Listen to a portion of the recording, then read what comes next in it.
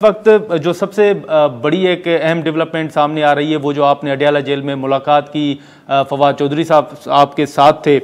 उसके बाद अब ये तासुर दिया जा रहा है कि कौन से ऐसे रहनुमा हैं जो आपके साथ अभी भी राब्ते में हैं या अडयाला में आपकी मुलाकात हुई तो शाह महमूद कुरैशी साहब की तरफ से क्या जवाब सामने आया है? देखिए, शाह महमूद साहब की तरफ से जवाब जो है बेसिकली इंशाल्लाह एक दो रोज़ में आ जाएगा। काफ़ी अच्छी मीटिंग रही है और बहुत से और डिस्कशन हुए हैं। देखिए, शाह महमूद साहब जैसे मैंने पहले भी कहा एक बड़े कदावर पॉलिटिशियन है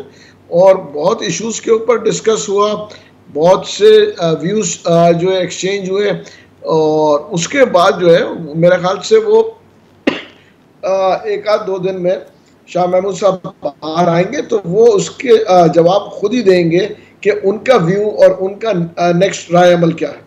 तो सर आपको मुस्बत जवाब की तवक्को है शाह महमूद कुरैशी साहब से? देखिए, मेरा कहना है क्योंकि वो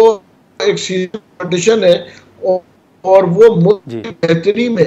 जो भी चीज़ होगा मेरे ख्याल से वही डिसीजन लेंगे जो मुल्क के और आवाम के इंटरेस्ट में हो।